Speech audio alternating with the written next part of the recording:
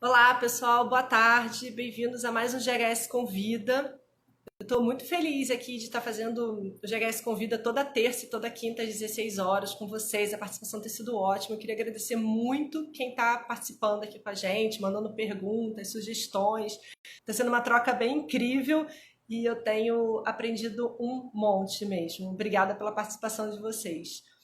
E nosso convidado de hoje é o Ricardo Xeren, ele é da Danenge International. Estou só aguardando aqui um pouquinho o Ricardo entrar para a gente começar.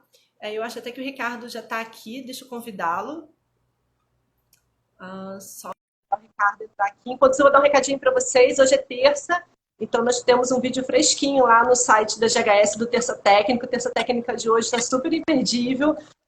O Ricardo entrou aqui. Oi, Ricardo, boa tarde, tudo bem? Bem-vindo. Boa tarde, tudo bem? Bom, a satisfação é minha estar com vocês aqui, certo? Espero contribuir aí com esse processo que vocês iniciaram, né? Estou aqui à disposição. Obrigada, Ricardo. Você sabe que o GHS Convida, a proposta desse projeto é justamente trazer para a nossa conversa, né, uma conversa que a gente teria normalmente por telefone aí, ou por chamada, enfim, mas trazer outras pessoas para participarem aqui com a gente, poderem opinar também, e poderem pegar um pouquinho de informação que a gente troca e, por que não, ampliar o conhecimento para todo mundo, né? Eu acho essa proposta de multiplicação de conhecimento, esse que é o grande bacana, assim, o grande ganho que a gente tem no GHS Convida é a gente poder multiplicar conhecimento das pessoas. Isso é muito satisfatório, eu acho. Eu vou fazer essa apresentação, então, formal, desculpa, eu não fiz ainda. Então, só para falar um pouquinho para vocês, o Ricardo Xeren de Abreu, ele é engenheiro mecânico desde 1976, formado pela Universidade Federal de Santa Catarina, é mestre em ciências com especialidade termotécnica desde 1979, também pela Universidade Federal de Santa Catarina, e é diretor técnico da Danenge International.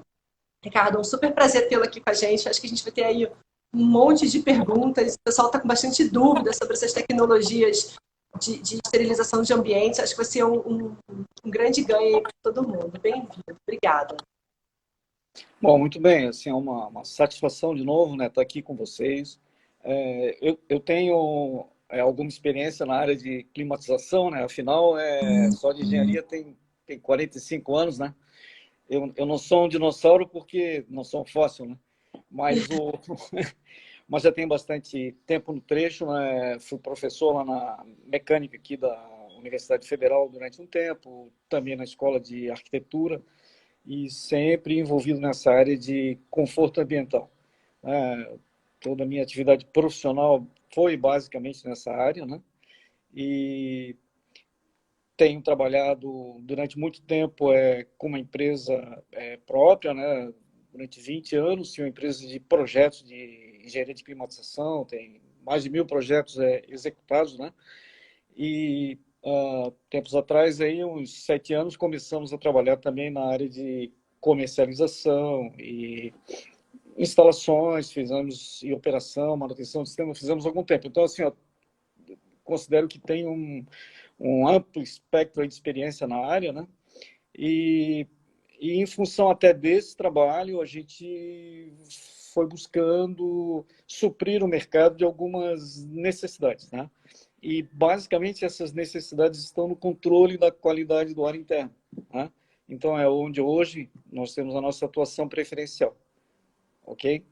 E que hoje é o que está todo mundo precisando, né? Na verdade, está todo mundo precisando. O Frank Pereira colocou aqui mestre dos mestres. Certeza, você tem um conteúdo incrível e certeza que vai ser uma troca muito bacana. Aliás, eu vou deixar um recado para vocês. Se por acaso uma hora a gente não conseguir trocar todo o conteúdo que a gente gostaria, depois fica aí o contato da Danenge, eu fico o contato da GHS. Se vocês tiverem de dúvidas, a gente pode encaminhar para o Ricardo. Enfim, e a troca continua mesmo após essa live. Ricardo, obrigada. É um prazer enorme tê-lo aqui. Ricardo, vamos começar a falar um pouquinho sobre esse tempo de coronavírus, né? A gente está aí vivendo uma grande expectativa de retorno das atividades do comércio, dos negócios de uma forma geral. Mas o coronavírus está aí, as vacinas não foram descobertas ainda e a gente ainda tem toda essa tensão envolvendo as pessoas, como que eu retorno para a atividade com o coronavírus e como que vai estar funcionando. esse meu ambiente de escritório, de fábrica. Qual é a tua visão desse aspecto de retorno da sociedade ao profissional, né? Volta aí os escritórios à vida profissional. Qual é a tua expectativa disso? Bom, não é muito positiva. É isso que eu posso te adiantar. Porque, assim, ó, no ambiente construído, né, espaços fechados, maior problema que existe, na verdade, é a transmissão de doenças respiratórias. Né? Isso porque os patógenos dessas doenças, né, ou vírus ou bactérias, como o caso da tuberculose, eles são transmitidos via aérea. E transmissão via aérea tem dois vetores principais. Um deles é das gotículas que são emitidas no espirro, na tosse, na fala, né? E que se depositam em superfícies, e daí ocorre uma via de contaminação que é indireta. A pessoa vai lá, toca nessa superfície, depois leva à boca, aos olhos, né? E acaba sendo contaminado. Tá? Agora, uma outra via que no meu entendimento, é mais importante, e nesse caso da epidemia do Covid, eu acho que é a mais relevante, é a contaminação via dispersão de aerossóis. Então, no próprio ato de falar, ou mesmo respirar, a gente joga na atmosfera gotículas que são microscópicas, né, que flutuam no ar. Né? Então, chama-se até aerossóis porque elas ficam sustentadas pelo próprio ar, elas não caem, ou demoram muito para cair, e são levadas pelas correntes de ar. Né? Então, num ambiente fechado, com o sistema de climatização, isso daí se agrava. Tá? Então, esse quando eu falo me preocupo, porque isso é fato. Né? Qualquer levantamento aí de saúde ambiental vai mostrar, né, que as doenças infecto-contagiosas das vias respiratórias são a maior causa de afastamento do trabalho, né? É a maior fonte de absenteísmo. Segundo vem a LER, e aí depende do tipo da atividade. Né? Mas o sistema de ar-condicionado, se por um lado ele pode piorar isso daí, por outro lado, com determinadas providências, ele pode diminuir essa possibilidade de contaminação. Agora, quando a gente está falando em contaminação aérea, no caso é muito importante trabalhar a fonte da contaminação. Então, essa recomendação para uso de máscara, ela é super importante e ela tem que ser respeitada. Então, eu, no meu ambiente de trabalho, eu tanto não quero ser contaminado, quanto não quero contaminar os outros, primeira providência, máscara. Ok? Certo. Essas doenças respiratórias, elas já eram críticas antes do coronavírus. Sim. Agora a gente tem um player aí novo, né? A gente tem um vírus novo com uma taxa de contaminação alta, muito embora a taxa de mortalidade seja baixa, mas a taxa dele de propagação é muito alta. Somou. Então a gente continua tendo os micro-organismos anteriores e agora a gente somou mais um micro-organismo, né? Seria isso. Aí você cria um cenário ainda mais crítico para o usuário desse ambiente. Sim, fora que assim, ó, nós já tivemos algumas pandemias, né? Talvez não encarado dessa maneira, mas que foi com a SARS, né? Que é a síndrome aguda da insuficiência respiratória, e depois a MERS, que era parecido, que veio ali do Oriente Médio, por isso é o nome, né? Mas ambos os casos eram coronavírus, né? E hoje a gente tem um outro coronavírus que se espalhou rapidamente, né? E ele é meio seletivo, né? Ele está pegando o pessoal de cabelo branco e está pegando o pessoal que tem síndrome metabólica. Então, ele está escolhendo quem é obeso, tem diabetes, tem insuficiência cardíaca de alguma forma, algum problema cardiovascular ou mesmo hematológico, esse está um grupo de risco, a gente sabe, né? Então, mas também pega jovens com imunodeficiência. Pensa que não tem jovem obeso, tem. Hoje nós temos aí na nossa população 30% de obesos, 55% a 60% acima do peso. Então, esse pessoal tem que estar preocupado, né? Então... na verdade, essas doenças elas dependem da resposta do nosso sistema imunológico, né? Eu costumo brincar que ninguém sai de casa e liga o botão. Né? Hoje eu estou com o meu sistema imunológico 100%, chego em casa e coloco para carregar. Não funciona assim. Então a gente precisa ter certas cautelas. A Helena, oi Helena, tudo bem? Ela está perguntando aqui, bem bacana a pergunta dela, que é uma dúvida que eu tenho visto muito nos grupos de debate, sobre os consultórios dentários. O consultório dentário, a gente tem um agravante de estar com a mucosa exposta, né? Você está com alguma ferida, está exposto, e aí fica um pouco mais crítico. E na grande maioria dos consultórios, pelo menos a grande maioria do que eu vejo, a gente tem o sistema split, ou no máximo um ar-condicionado de janela. Qual é a tua visão sobre isso? Se eu fosse dentista hoje, eu mudaria de profissão. É complicado, né? É complicado, olha só, você está mexendo lá direto na fonte da contaminação, né? Não precisa, não estou nem preocupado com o ar-condicionado, né? No caso, o dentista, ele está trabalhando, assim, ó, quem faz consultório dentário, o médico que faz lá a endoscopia, né? É o mesmo, assim, ó, o risco é direto. Enorme. O sistema do ar-condicionado, no consultório dentário, ele não vai fazer diferença, né? Agora sim, no ambiente comum de escritório, aí sim, ó, a movimentação de ar é um fator importante na possibilidade de contaminação. Então, sistema split, sistema de ar-condicionado com difusão de ar pelo teto ou pela lateral em posições elevadas, que é 99% dos sistemas que a gente tem aí no Brasil, na América Latina, o princípio de funcionamento, do bom funcionamento do sistema de climatização depende de uma mistura perfeita do ar da sala, né? Então, essa é a maneira de homogeneizar a temperatura. Por quê? Porque o ar que está sendo insuflado na sala, ele é insuflado a 14 graus. Então, eu não posso deixar o ar a 14 graus chegar na pessoa, né? Então, é importante que chegue na pessoa o ar já misturado, né, para poder estar na temperatura de conforto. Vamos supor, 22 a 24 graus, mais ou menos. Então, é inerente à solução da difusão, da distribuição de ar, né, a mistura. Então, o que está acontecendo ali? Todos aqueles aerossóis que são emitidos pelas pessoas, eles estão sendo misturados no ar. Né? Então, nisso daí, pouca coisa o sistema de climatização pode fazer. Não importa se for split ou se for ar-condicionado central, muito pouco pode ser feito. Sim, existem sistemas diferentes, você poderia me perguntar, né? E eles poderiam ser aplicados, sim. Né? Um exemplo são aqueles sistemas que fazem a distribuição de ar pelo piso. Né? Então, esses sistemas, sim, eles têm uma movimentação de ar que é predominantemente ascendente, de baixo para cima. Então, os contaminantes que são emitidos na altura da boca, né, do nariz, eles são carreados para cima, né? Claro, existem sempre aquelas gotículas pesadas que vão cair, né? Não se consegue carregar tudo, mas uma grande parte é levada para cima, dali para o sistema de climatização, e lá no sistema de climatização esse ar pode ser tratado de uma maneira mais conveniente, ok? Eu assisti certa vez uma palestra da Trox apresentando um vídeo sobre sistemas de insuflamento pelo piso e quanto eles são favoráveis a manter os contaminantes acima da altura da cabeça das pessoas que estão sentadas. Então, você consegue manter esses contaminantes microbiológicos numa altura superior à área respirável, digamos assim. E aí você conseguiria carregar isso melhor.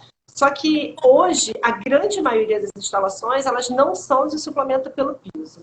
Sim. Nós estamos aí há uns 10 dias, talvez até menos, porque as cidades elas estão fazendo essa pressão para reabrir o comércio. Então, vamos colocar aí que a gente esteja uns 10 dias de uma reabertura legal do comércio. E as instalações de suplemento pelo piso, elas não são construídas da noite para o dia. A gente não Sim. consegue essa construção tão rápido. O que a gente pode fazer nesse caso para tentar diminuir o risco? Diminuir, né? A gente vai tentar Sim. criar algumas formas de mitigar esse risco. O que você Sim. aconselha?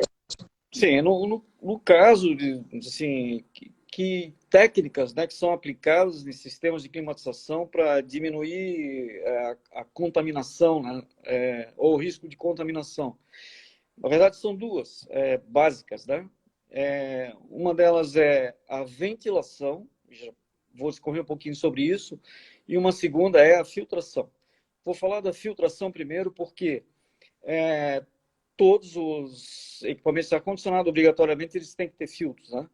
Mas para um escritório, por exemplo, por norma, o que é exigido é um filtro G4, né? Pela norma brasileira. Esse filtro aí, ele tem em torno de 50% de eficiência de retenção de partículas acima de 4 microns, né? Um aerossol, para ter uma ideia, ele é menor do que 10 microns. Então, qualquer partícula menor que 10 microns, ela já é carreada pelo ar. Então, se o filtro vai reter 50%, 50% vai passar. Para ter uma ideia do tamanho do coronavírus, ele é 0,06 a 0,14 micron. Então, eu estou falando uma coisa que é 20 vezes menor do que o filtro consegue reter. Então, é praticamente nada. Então, assim, ó, além de todo aquele espalhamento, né, de aerossóis que o ar-condicionado vai fazer no ambiente, o filtro pouco vai reter. Tá? Agora, a ventilação, sim. Por quê? A ventilação, eu estou substituindo um ar que seria um ar contaminado da sala por um ar fresco que vem da rua, a princípio não contaminado. Tá? Então, qual que é a recomendação de... O que eu vou fazer com o meu sistema de ar-condicionado? Abrir totalmente a tomada de ar externo, verificar se ela está funcionando, sim ou não. Se não tiver, tratar de fazer com que ela funcione de alguma forma. Tá? Muitas vezes, muitos sistemas tem tomada de ar externo, mas não tem saída para o ar. Então, eu tenho que, no mínimo, deixar uma janela aberta para o ar sair. Tá? Então, os sistemas projetistas, eles já fazem, por recomendação da norma, manter o ambiente interno pressurizado. Então, é fácil. Ó, abre uma janela, deixa o ar sair. Né? E eu permito, então, que ar fresco entre. Então, mesmo aqueles sistemas que são feitos para economizar energia, que tem um controle da quantidade de ar de ventilação pelo nível interno de CO2, esquece isso, abre totalmente. Né? Então, essa é a única recomendação que se pode fazer agora.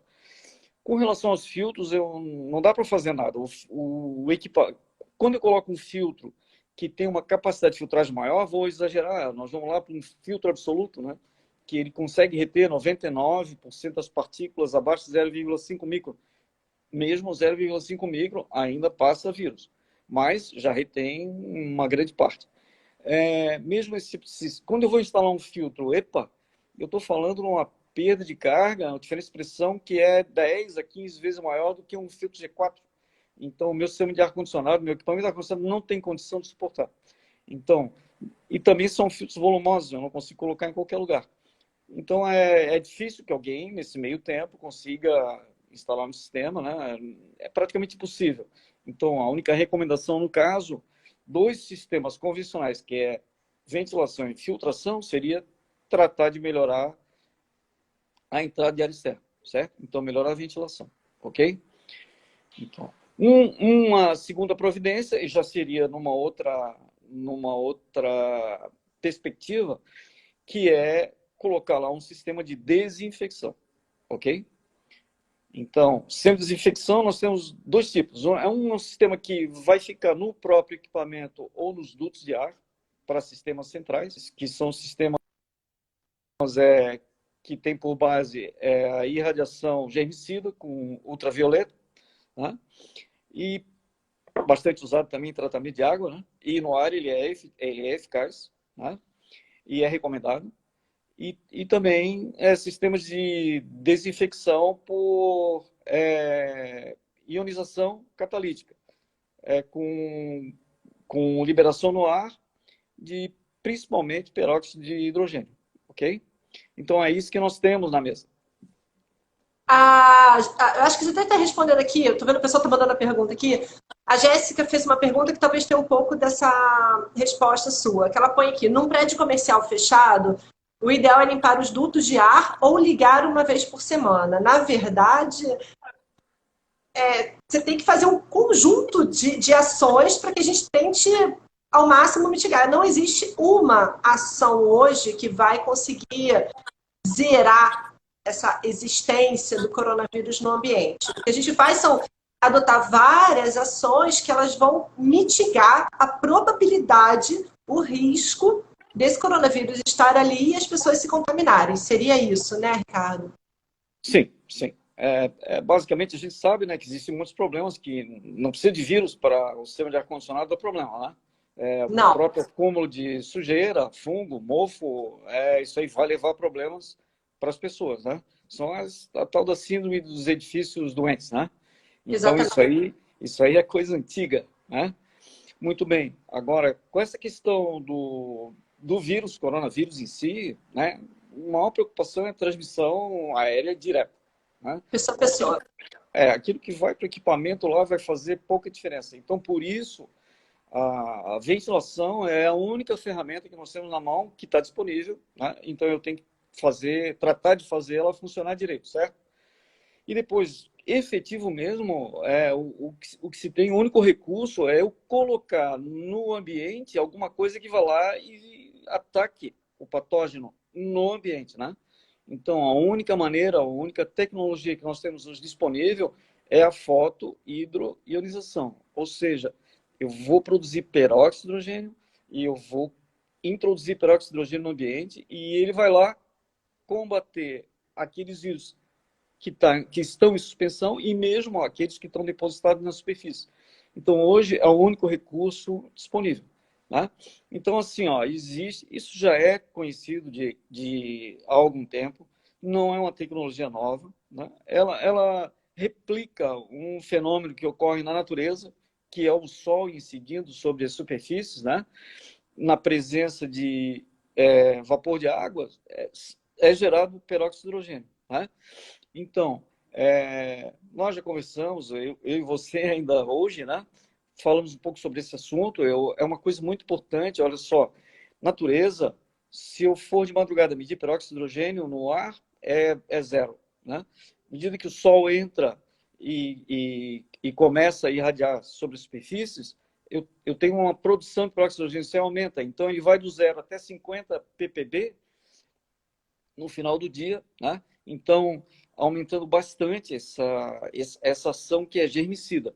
Então, onde bate sol, a gente sabe, não cria limo, claro, mas é mais pela incidência direta da radiação. Mas também, se eu for medir na atmosfera, eu vou ver que tem muito menos micro-organismos em suspensão ativos, entendeu? Então, essa aí é a beleza É o dessa tecnologia. autocontrole, né? É o autocontrole da natureza. Exatamente, tá? Nós desenvolvemos um produto, a GHS desenvolveu um produto para desinfecção de ambientes.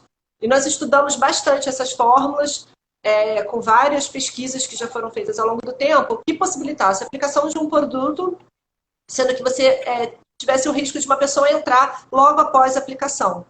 E aí o peróxido, ele de fato, mesmo na fase química, na fase líquida de aplicação, que não é essa produção que essa tecnologia de fotoionização ela faz, mesmo na aplicação pontual, ele é o produto mais indicado. Então, de fato, o peróxido de hidrogênio ele é o produto mais inerte para a ocupação das pessoas.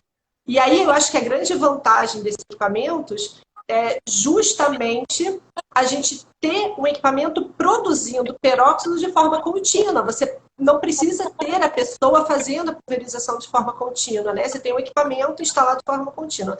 E aí, Ricardo, só para o pessoal que está aqui acompanhando a gente, eu acho importante a gente falar. O Rogério está perguntando aqui a diferença de peróxido de ozônio, mas antes disso, o pessoal faz muita confusão. Eu tenho acompanhado algumas lives e o pessoal faz muita confusão em relação ao UV ou a essa fotocatálise. Que um é uma tecnologia totalmente passiva, ela não vai de encontro ao contaminante, e o outro não, o outro é uma tecnologia ativa. A combinação dos dois, a gente teria um resultado melhor? Seria isso?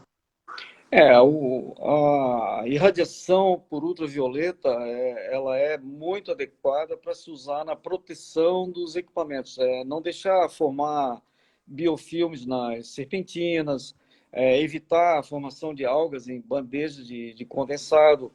E então ela é muito adequada para higienização, né, vamos dizer assim, ou desinfecção dos equipamentos. Só que ela tem uma ação que é local. Eu não posso colocar ultravioleta no ambiente porque o raio ultravioleta ele é prejudicial para as pessoas, né? Então ele queima a pele e prejudica principalmente os olhos, né? Então, não consigo trabalhar o UV no ambiente, apesar de que também ele é usado para desinfecção, né? Muitos laboratórios usam em cima da bancada uma lâmpada UV, a hora que o pessoal sai do trabalho, se liga ao UV e desinfecta rapidamente. Ele é super eficaz, né? Desativa ou inativa vírus, bactérias rapidamente.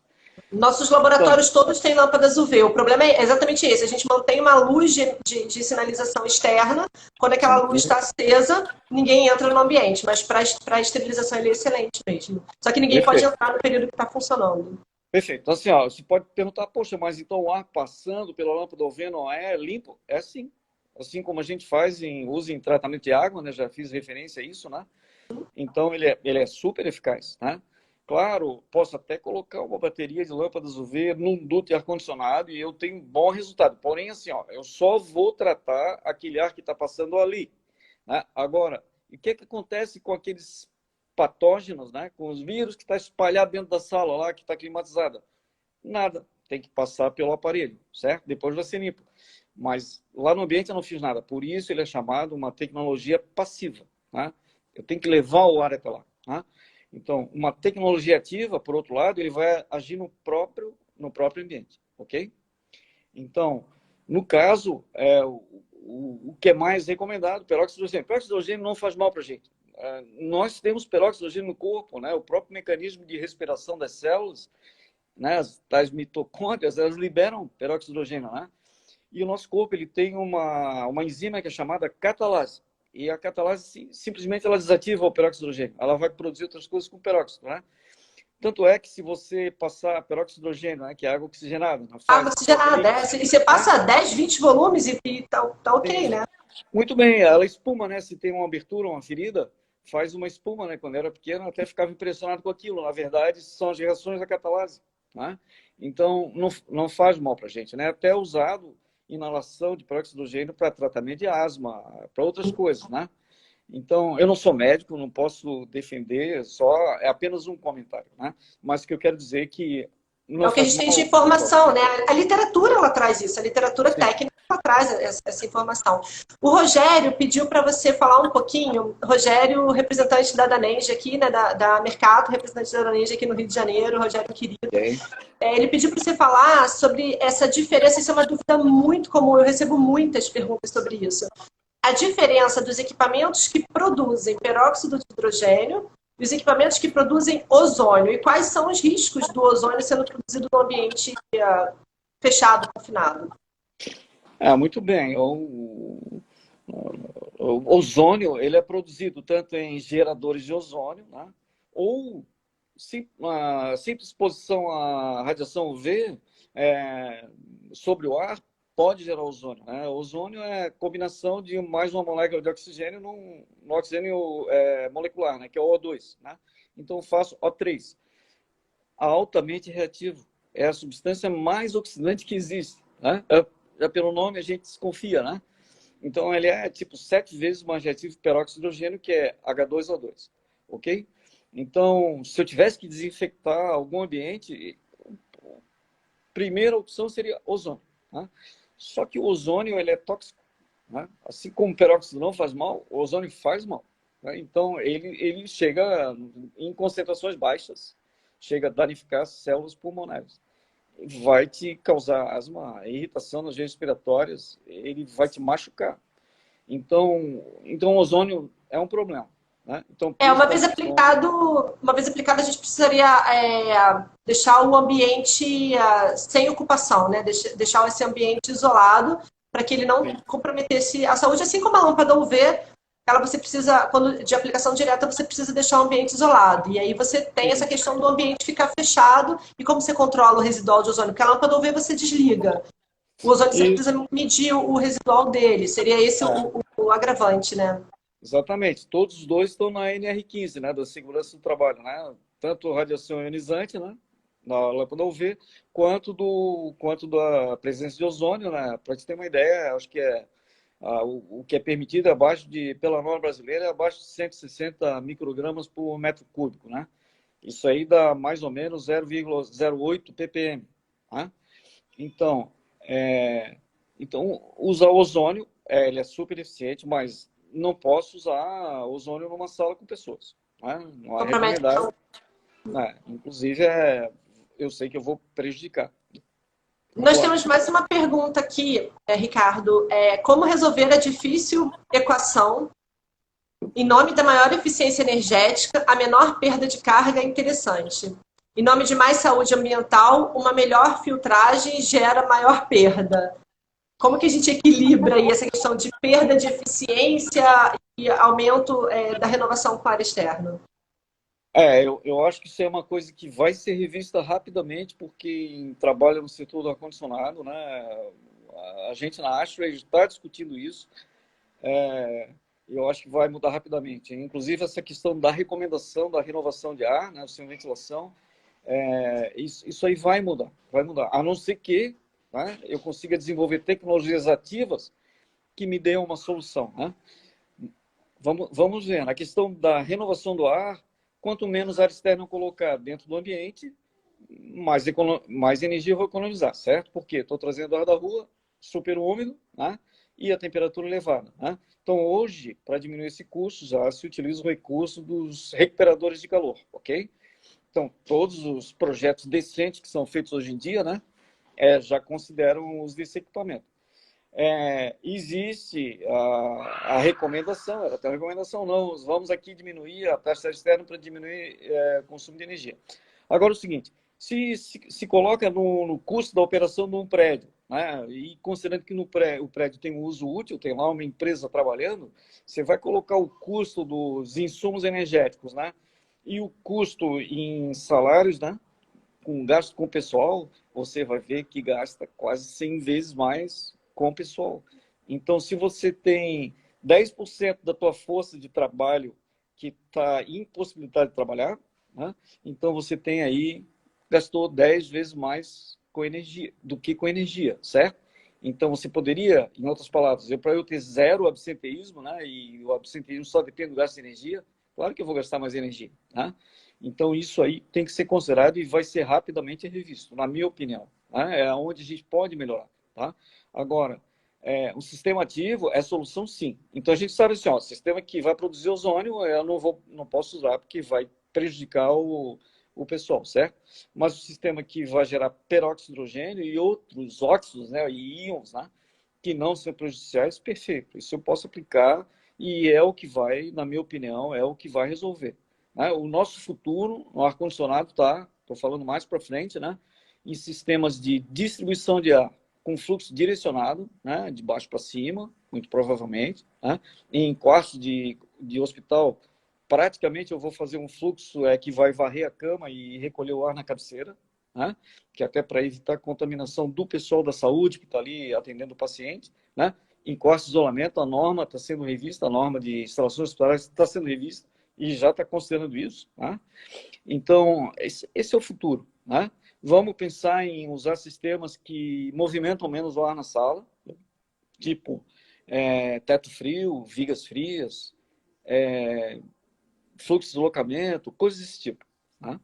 Eu venho falando que hoje, quem está trabalhando de casa, quem está no modelo aí home office, igual a gente está trabalhando de casa, está produzindo, né? Nós estamos produzindo aqui.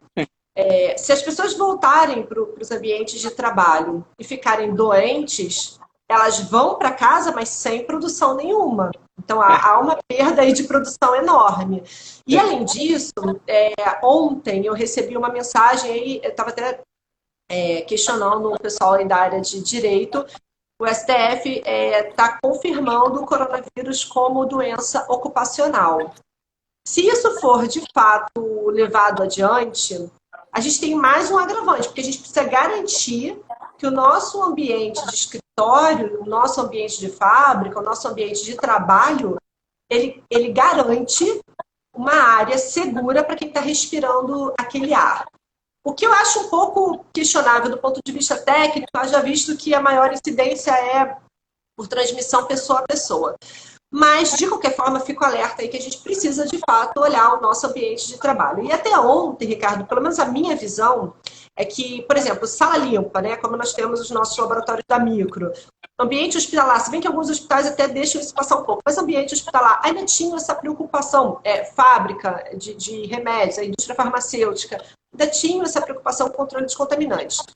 Para a grande maioria dos escritórios, por exemplo, shoppings e áreas comuns, essa preocupação ela não era tão profunda. E aí, mais uma vez, esses sistemas de climatização, eles não são construídos ou projetados da noite para o dia. Você acha que esse critério de projeto, esse critério de avaliação, esse critério de investimento, a mentalidade desse critério de investimento, ela vai mudar daqui para frente? Bom, eu acho que sim, sim. Os projetistas, eles, ao menos os projetistas, vamos dizer assim, sérios, né? E existem muitos, né? Eles se preocupam com essa questão da renovação do ar, no sentido de atender às normas, né? E no meu entendimento, as normas precisam ser revistas, né? E serão.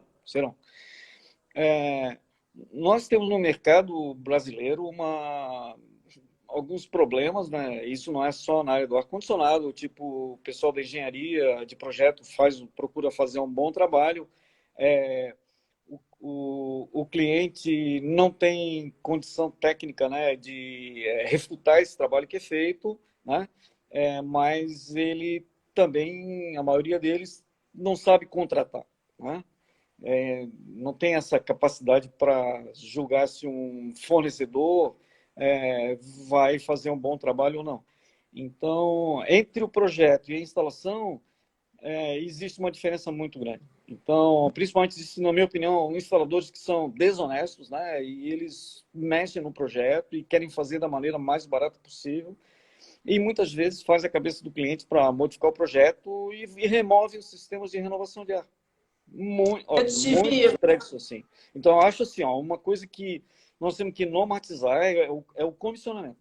Tem que comissionar, né? Você sabe, vocês trabalham com aferição, né, da qualidade do ar interno e vocês encontram isso com certeza em muitos tipos de sistema. Mesmo aqueles que são bem projetados, se eles não são bem operados, né, não funciona. Você vai lá ver, é muito comum ver a tomada externa fechada, né? E aí Ricardo, pergunta por que fizer. eu vou te contar uma experiência, É. até o Danilo está aqui nos assistindo, Danilo é nosso gerente lá, Bahia Sergipe. Eu tive a oportunidade de ver um cliente lá na Bahia, e o projeto estava bem claro, né? A tomada de ar externo para uma face do prédio, o expurgo do banheiro para outra face. Quem instalou colocou o expurgo abaixo da tomada de ar externo. Ou seja, todo o expurgo ele retornava O projeto estava muito claro, não tinha nenhuma dúvida. Mas quem de fato executou não teve esse critério. Acho que por isso é importante essas trocas, né, de informação. Uma coisa que eu achei bem bacana nesse período de quarentena é que a informação agora ela está vindo de uma forma avassaladora, né? A gente tem informação de todo tipo de informações boas, muito conteúdo disponibilizado de forma gratuita, amplamente disponibilizado. Então, acho que é o momento agora da gente mudar essa nossa consciência, mudar esse critério de julgamento, critério técnico, para que a gente possa construir melhor. Eu tenho algumas perguntas, eu acho que eu estou demorando a fazer as perguntas, desculpa aí, pessoal. O pessoal está mandando aqui. Há alguma sugestão, da Jéssica, alguma sugestão para quem utiliza central de água gelada? Bom, na verdade, central de água gelada, no meu entendimento, se a gente está falando de Covid, né, assim, transmissão aérea, não, não. Apenas que, porque não vai mudar nada, não muda nada. Apenas que, se eu trabalho com um sistema de água gelada, muitas vezes eu estou trabalhando com sistemas de tratamento de ar centralizado, né?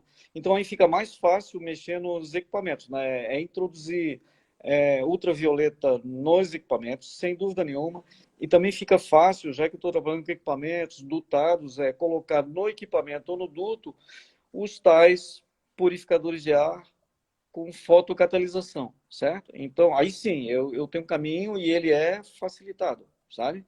Então, é muito diferente quando eu tenho split, apesar de que existem fotocatalisadores para splits também, tá?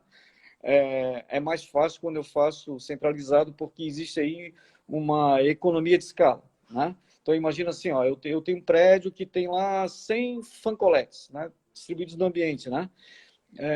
Eu vou ter que instalar 100 purificadores de ar. Isso aí tem um custo elevado, né? E se eu tenho esse mesmo espaço atendido por um fan coil, eu posso colocar um conjunto de purificadores só no fan coil, ok?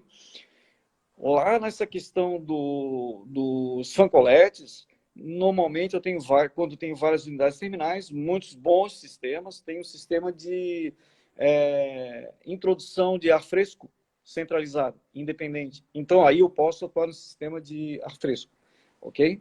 Essa é a diferença, considero. Nos Estados Unidos, agora você me tira uma dúvida minha. Eu não sei se isso é obrigatório ou é uma boa prática. Mas nos Estados Unidos, em geral, os projetos já vêm prevendo a instalação desses fotocatalisadores, esses equipamentos de tecnologia de manutenção, de manutenção da qualidade do ar interno, certo?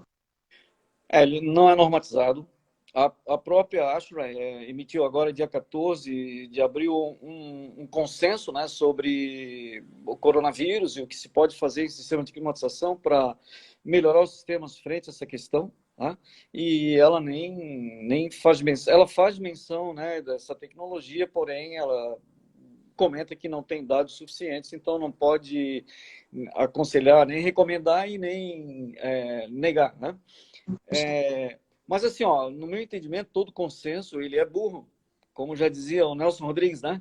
O que faz a diferença, a inteligência está em achar soluções diferenciadas, né? Então, o que eu tenho que sair é do senso comum, tá? Então, olha bem, ver qual é a causa do problema e ver como que a gente pode atuar. Então, se eu sei que a causa da transmissão do Covid é aérea, é pessoa a pessoa, então eu tenho que agir lá no ambiente. Qual é a tecnologia que me permite agir no ambiente hoje? Fotocatalização. Então, assim, apesar de lá nos Estados Unidos já é conhecida há mais tempo, já é utilizada há mais tempo, né? No Brasil, isso aqui entrou aqui há 12 anos atrás. Por que hoje eu trabalho com fotocatalisadores? Porque na época, apesar de ver a vantagem de especificar os projetos, existia uma dificuldade enorme em comprar. Tinha um único fornecedor no mercado. Então, entramos no mercado exatamente porque meus clientes não conseguiam comprar esses catalisadores a um preço razoável, né? Então, eu achei, poxa, uma tecnologia tão boa, tão importante, o negócio funciona, está comprovado, por que meu cliente não vai poder usar, né? Então, por isso a Danej entrou nesse mercado, ok? Certo. Deixa eu te fazer mais uma pergunta aqui da Ana. O equipamento que gera o peróxido, ele provoca aumento na carga térmica no ambiente?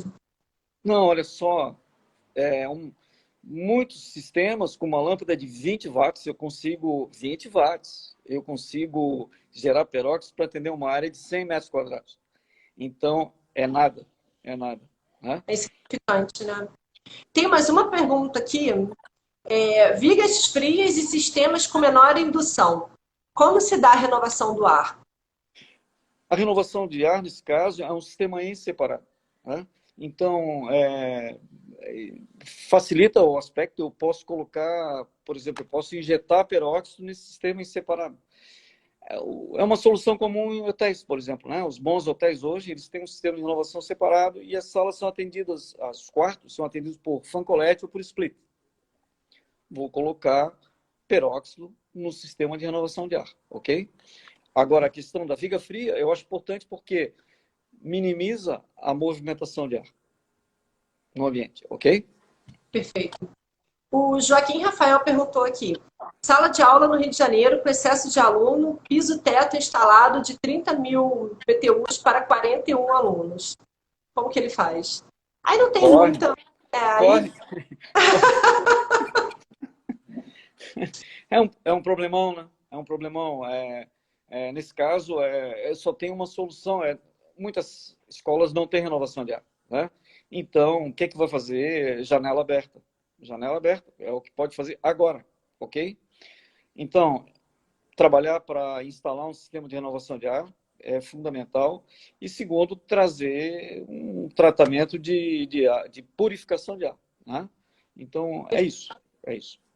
Eu acho que todo material orientativo, você citou a ASHRAE, e todo material orientativo que a gente recebeu até o momento, acho muito bacana, isso cria uma consciência, mas a gente tem que entender também que tem locais que simplesmente não vai ser possível trazer essa adequação. Né? Tem locais que a estrutura do empreendimento, a estrutura do sistema não te permite aumentar uma renovação, ele não te permite abrir uma janela, por exemplo. E vou falar da escola do meu filho, que além de tudo tem uma janela que é vedada. Então, como que vai ser isso, né? Eles têm um sistema de climatização, mas eles não têm renovação. Por mais que a gente faça essa orientação, a gente sabe que até essa estrutura ela conseguir ser modificada pode levar algum tempo. E aí essas tecnologias de fotocatálise, essas tecnologias ativas, a descontaminação, ela vem como um forte aliado para esse momento em que a gente não tem o que fazer. Né? O plano B não é o melhor dos mundos. Ok, a gente precisa readequar os projetos de climatização? Precisa.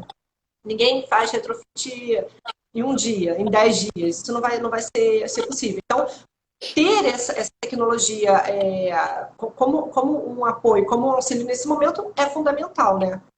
Sim, sim. Também assim, ó, no meu entendimento, é a única opção, né? O que nós temos seria a possibilidade de instalar purificadores de ar com filtro EPA, né? Existem esses purificadores portáteis, né? Existem esses purificadores, eu posso instalar no próprio purificador, eu posso instalar um gerador de peróxido, né? Então, seria um sistema compacto com estudo associado. Por que o filtro EPA? Porque aí eu diminuo também a quantidade de aerossóis em suspensão, né? Agora sim, ó, é inadmissível, e no meu entendimento, inadmissível, e tem que ser corrigido já. Eu processaria a escola, ou eu procuro uma outra escola para o filho, né? Precisa ter renovação de ar e tem que fazer isso aí urgente, urgente, entendeu? Então, não tem saída, não tem saída. Vou contar uma historinha para vocês. Eu tenho 4 filhos, né? Os 3 primeiros filhos eu levava todo mês, quando eles eram crianças, levava todo mês no pediatra. E eles, muitas vezes, voltavam doentes. Eles iam para lá com saúde e voltavam doentes. No último, eu nunca levei ele no médico, nunca. Né? E, no meu entendimento, é o mais saudável de todos. Né? E o problema era contaminação na clínica. Né? Era tudo fechado, não tinha renovação de ar, climatizado, bonitinho, né? Confortável. Né? Mas isso é um problema. Então, imagina Que é assim, ó, mais comum do que a gente imagina, né? Muito mais claro, comum. Eu, por exemplo, estou desesperada. Eu já falei que os meus filhos só voltam para a escola no mínimo uns 15 dias depois que todo mundo começar a consumir aquela água potável. Não vou mandar antes, assim, certeza que eu já... Rogério Monte deve estar dando risada de mim, porque meus conflitos com a escola ah, intensificaram em período de quarentena, mas eu já falei que eu não vai, ele vai voltar depois se eles não tomarem as ações, porque eu passei as orientações para as 2 escolas, então não vai. Tem mais uma pergunta aqui, sim, pois não. da Jéssica. Quanto tempo de durabilidade desse fotocatalisador no Fancoil?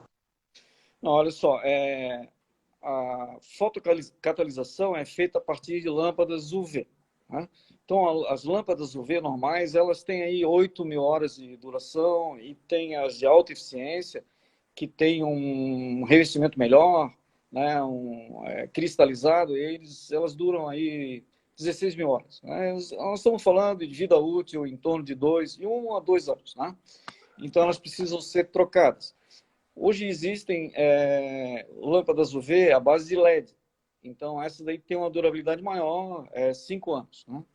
Então, por exemplo, a da Nege comercializa uma linha completa, né? Desde lâmpadas que duram 1 ano até purificadores com LED. Claro, tem uma diferença de custo, né?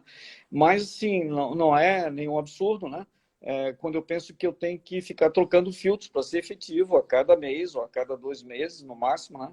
Eu tenho que estar trocando conjunto de filtros. Então, Verdade. é mais um procedimento, né, de manutenção que eu preciso assumir. Apenas isso. Tá, eu tenho mais algumas perguntas aqui. A gente está a 10 minutos de encerrar o Instagram, só para te deixar atento. Da Átila Caldas. Qual a relação entre o pé direito e a renovação de ar em consultórios odontológicos? Nenhuma. Nenhuma. Na verdade, assim, ó, a taxa de renovação de área, existe um critério, né, que leva em consideração o volume. Né? Então, assim, existe uma recomendação para, não, eu vou fazer no mínimo 2 trocas por hora. No consultório, eu acho que no mínimo seria 6 trocas por hora a 12 trocas por hora, que é o que é recomendado em ambientes hospitalares, né? No consultório odontológico, principalmente, né? Ok? Pela norma brasileira, não existe uma norma específica para consultório odontológico, né? A norma brasileira ela é baseada assim, a área, né? É um número de metros cúbicos por metro quadrado e um número de metros cúbicos por hora por pessoa, né? Então é assim que se calcula. Mas a Não tem pergunta nada dela, específico, né? isso, mas a Computador pergunta dela oncológico. tem validade, sim. Ó, quanto maior o pé direito, maior seria a necessidade de renovação de ar. Ao contrário Certo, do que muita gente pensa. Ok? perfeito. O Joaquim perguntou aqui, por que os splits não vêm com exaustão? Qual o motivo? Uma abertura na evaporadora? Sim, sim. Até houve um tempo no mercado, uma empresa italiana, até esqueci o nome, ela trouxe um sistema de renovação de ar junto com o split, que era uma mangueira que tinha 5 centímetros de diâmetro, mas muita gente achava que... E tinha um ventilador para insuflar o ar externo para dentro do aparelho. E eles tinham um filtro na tomada de ar. Era super, né? Só que não vendia. Tanto que essa empresa não está mais no mercado aqui. Né? Então, realmente sim, precisa fazer um buraco maior na parede, uma mangueira e colocar um filtro para esse ar que está sendo trazido para dentro da sala. Né? É uma boa providência? Sim, sim. Talvez agora a gente. Eu falo que sempre que o que a gente não aprende no amor, a gente aprende na dor. Então, talvez agora a nossa percepção vai mudar, né? A nossa necessidade está mudando e a gente vai ter que começar a repensar essa questão do quanto que a renovação é importante, o quanto que a higienização é importante. Isso vai, com certeza, ser Sim, sim, obrigatoriamente mudado, né? Isso é obrigatoriamente, a gente vai ter que mudar, não tem como fugir. sim, E até agora porque aqui a última me... pergunta. Pois Oi, não, desculpa. não, Não, eu só pode ia te fazer um comentário de como faz diferença um bom sistema de renovação de ar e um sistema adequado de movimentação de ar na sala. Nós temos um prédio aqui em Florianópolis, que ele é diferenciado no sentido que o maior motivo de afastamento do trabalho nesse prédio não é por doenças respiratórias. Aliás, esse é o quarto motivo. Tá? Então, enquanto que todos os outros prédios que eu tenho conhecimento, o maior motivo de afastamento são as doenças respiratórias. Né? Então, é um sistema que usa insuflamento pelo piso e usa purificadores de ar, né? Com fotocatalisadores. Tá? Então, é um exemplo do que pode ser feito. Né? E é muito simples fazer, porém, como você falou, né, tem que estar no projeto e isso aí demora para se fazer, ok? Mas Nós, nós já fazíamos análise do ar lá em 1998, 99, quando surgiu a nossa primeira regulamentação legal, né, que foi a Portaria 3.523. Eu lembro que nessa época eu era assistente de campo, eu fazia a coleta. Então eu ia a campo, de fato, fazer a coleta, e isso já tem um tempinho já. E as placas, muitas das vezes a gente levava para o laboratório e a gente diz que estourou a placa, quando dá uma quantidade que a gente chama de incontável. E aí, popularmente, a gente dizia, placa estourada. Hoje em dia, é muito difícil a gente encontrar uma placa estourada, uma placa com valor incontável. Porque ao longo desses anos, ao longo desses 22 anos que a gente tem aí de portaria, a consciência melhorou. E eu acho que o coronavírus agora, ele vai dar o salto que a gente não conseguiu ainda, né? Que é o jeitinho, a questão do jeitinho. A gente foi fazendo algumas combinações que não funcionam 100%, mas agora a gente vai ter que ver. Só que a gente vai ter que ver num tempo curto. E a minha preocupação é que esse tempo curto, ele inviabiliza projetos sustentáveis, né? Projetos reais, projetos que vão aí a longo prazo poder garantir a qualidade do ar interior. Mas eu estou assim bem animado. Eu acho que a gente vai ter outro salto daqui para frente em termos de melhoria da qualidade do ar interior. assim, até comento que na escola teu filho, se for fazer uma avaliação hoje, vai estourar a placa, né? Assim que eles voltarem para as aulas, né? Agora, se você colocar um purificador, você vai conseguir contar, A ok? escola do meu filho o meu real desafio na quarentena é a escola Oh, do meu filho. até a gente pode fazer uma experiência lá, se você Olha, bacana. Eles são meio turrões, mas eu acho que eu vou. Obrigada por isso. A gente tem mais uma pergunta aqui, então. Qual o melhor sistema de fotocatalisador?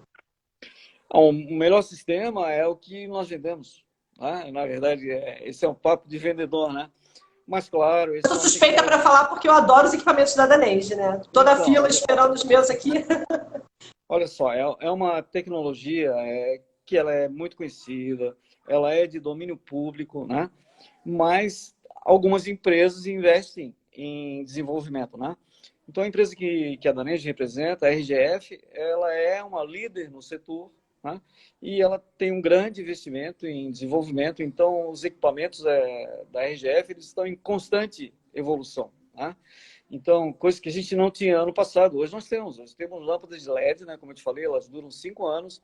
É uma lâmpada que eu consigo calibrar a faixa de emissão principal, né? Hoje todas as lâmpadas UVC, que elas são por fluorescentes, né? Elas vão emitir lá em 250 nanômetros, né? Enquanto que é 260. Então, quando eu uso LED, eu vou para 260. E quanto mais baixa essa faixa de emissão, mais eu produzo ozônio. Então, eu tenho um elemento lá que é nocivo, que eu tenho que evitar. Então, assim, fora que os equipamentos mais desenvolvidos hoje, eles minimizaram a emissão de ozônio, né? Agora eu consigo calibrar um equipamento que não emite, ok? Então, é isso que é o que existe de melhor. Tá? Perfeito. Agora, uma última pergunta do Edson. Em relação à comercialização dos produtos, vocês têm estoque para atender o mercado? Agora deu salto, né? Deu boom, todos querem. Não, assim, ó, se existir estoque, ele acabou, né? Entendeu? É, Mas, assim, ó, o que a fábrica da RGF está fazendo, já contratou um terceiro turno, já tem algum tempo, né? Então, ela está fazendo o possível para atender demanda. Então, hoje nós temos aí um prazo de fornecimento que é um pouco mais longo do que o normal, né? Toda a produção é na Flórida, nos Estados Unidos, né? E claro, demora um tempo, mas não é um absurdo, né? E ninguém previa essa pandemia, né? Se a não, gente ninguém. tivesse essa visão, até podia ter feito um belo investimento no caso aí, né? Não, Mas, ninguém. mas não é o caso. O que a gente está procurando fazer é atender no prazo mais curto possível e sem exagero no preço, no caso, né? Temos aí problemas com o dólar, né? Que está estourando, né? Mas isso é inevitável. Tá? Quem quiser pode procurar lá no site da Danenge ou procurar no site da GHS que a gente encaminha o link também. Ó, faltam 3 minutos agora para a gente encerrar, Ricardo. Eu queria muito agradecer sua presença. Eu tenho certeza que foram informações muito, muito valiosas. Muito obrigada pelo seu tempo, pela sua disponibilidade aqui. Eu queria só dar um recadinho antes de passar a palavra para você. Na quinta-feira, agora dessa semana, no próximo GHS Convida, nós estaremos com o Francisco Barbosa, falando sobre fluxo de caixa. A gente sai um pouquinho do viés técnico e entra numa seara financeira. Ele vai estar falando para a gente sobre fluxo de caixa e toda essa questão que a gente precisa para manter os nossos negócios em dia, né? Ricardo, muito obrigada. Queria que você desse sua palavra agora final, por favor.